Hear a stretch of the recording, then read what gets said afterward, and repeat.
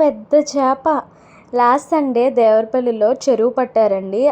అక్కడ అక్కడ నుంచి తీసుకొచ్చిన చెరువు చేప ఇది. మా అమ్మకి ఇస్తే నా వల్ల అయితే కాదని చెప్పింది. అంతే మా డాడీ కుస్తీ పడుతున్నారు. నీట్గా ఐరన్ బ్రష్తో పొలుసంతా తీసేసి చేతికి చక్కగా ముగ్గు రాసుకుని నీట్గా కట్ చేసేస్తున్నారు. ఫస్ట్ అయితే సైడ్కున్న ఈకల్ని కట్ చేస్తున్నారు, తర్వాత తలకాయ కట్ చేస్తున్నారు. మా డాడీ ఎప్పుడు కట్ చేయక తల కొంచెం కిందకి కట్ చేయాల్సింది బాగా పైకి అయితే కట్ చేసేసారు. మా అమ్మ అసలే ఓసిడి క్యాండిడేట్. ఆ శంకులు అవన్నీ చూసి తల అయితే పడేసింది, కూరలో వేయలేదు. నెక్స్ట్ అయితే ముక్కలుగా కట్ చేసేస్తున్నారు.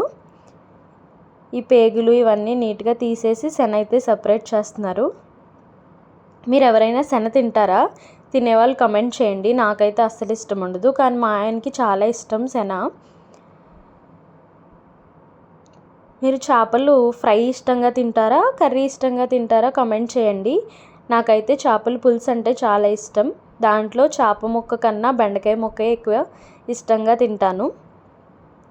అన్నీ సమానంగా ముక్కలుగా కట్ చేసేస్తున్నారు మా డాడీ అయితే ఇక్కడ. ఆ రోజు వర్షం పడిందండి. మంచిగా వర్షంలో వేడి వేడి చేపల పులుసు వేసుకుని తింటే మంచి భలే అనిపించింది. ఇవైతే నీట్గా వాష్ చేసేసుకుందాం ఇప్పుడు. మా అమ్మ అయితే వాష్ చేసేసారు. నెక్స్ట్ మనం ఎంట్రీ ఇస్తామన్నమాట. నీట్గా అల్లం వెల్లుల్లి పేస్ట్ మిక్సీ పట్టేశాను. తర్వాత ఉప్పు, కారం, పసుపు, ధనియాల పొడి, జీలకర్ర పొడి అన్నీ అయితే వేసాను. తర్వాత అల్లం వెల్లుల్లి పేస్ట్ వేసి మంచిగా ముక్కలకు పట్టించాను. నిమ్మకాయ అలాగే ఆయిల్ కూడా వేసుకోండి. చక్కగా ముక్కలన్నీ మసాలా పట్టేలాగా మసాజ్ చేసుకోవాలన్నమాట. చేప ముక్కలకి మసాజ్ చేసాం మేము.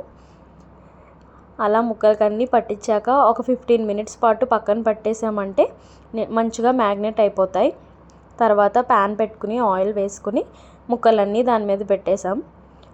బాండి పెడితే అతుక్కుపోతుందేమో అని పాన్ పెట్టానండి. ఇలా ట్రై చేయండి. అసలు కొంచెం కూడా ముక్క విరగకుండా ఎక్కడ విడిపోకుండా మంచిగా వచ్చింది. ఒక సైడ్ కాలిపోయాక రివర్స్ చేసి కరివేపాకు అయితే చల్లాను. మంచిగా రెండు పక్కల ఫ్రై చేసేసుకుని తినేయడమే.